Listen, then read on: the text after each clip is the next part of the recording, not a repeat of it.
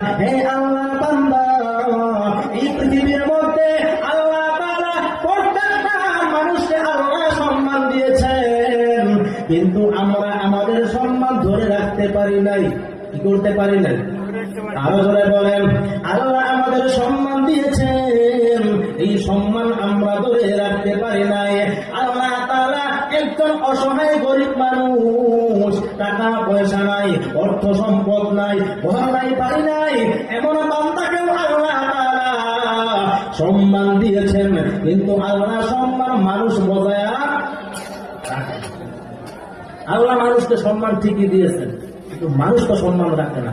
মানুষকে আল্লাহ পাওয়ারফুল শক্তি দিয়েছেন, কিন্তু মানুষ পাওয়ারফুল শক্তির অধিকারী মানুষ, কিন্তু মানুষ তো বুঝে না।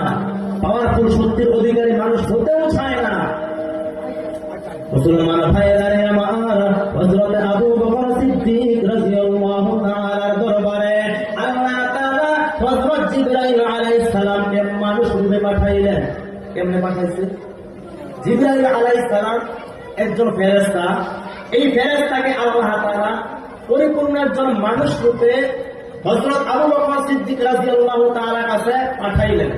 দেখেন, একজন মানুষ এই জমিনের উপর মানুষ ছিলেন, তাদের সম্মান, তাদের মর্তবা, তাদেরকে কেমন আল্লাহ তাআলা ক্ষমতা দিয়েছিলেন। যদি এখনো মানুষ ওই রকম হতে পারে, বলেন তো ক্ষমতা দিবেন কে? আল্লাহ। হযরত আবু বকর সিদ্দিক রাদিয়াল্লাহু তাআলার দরবারে আল্লাহ তাআলা হযরত জিবরাইল আলাইহিস সালামকে পাঠাইলেন মানুষ রূপে। মানুষের হালত ধরে এসে জিজ্ঞাসা করে, হে ভাই, আমি আপনার সম্পর্কে জানতে চাই, আপনারা পরিচয় কি আমাকে জানায় দেন। হযরত আবু বকর সিদ্দিক রাদিয়াল্লাহু তাআলাকে আর প্রশ্ন করে, হে আবু বকর, আপনি এখানে আছেন, আপনি বলেন তো আল্লাহর বানানো ফেরেশতা জিবরাইল কোথায়? কে কোথায়? সামনে কিন্তু জিবরাইল আলাইহিস সালাম আছেন, কিন্তু মানুষ রূপে আসছে, মানুষের চেহারা ধরে, ফেরেশতার লেবাস ধরে নয়।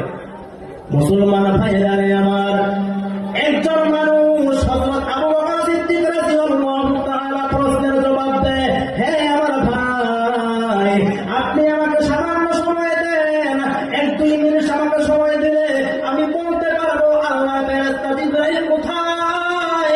আল্লাহ তাআলা ফেরেশতা জিবরাইল আবু বকরকে সময় দেয়। সময় দেওয়ার পর আবু বকর রাদিয়াল্লাহু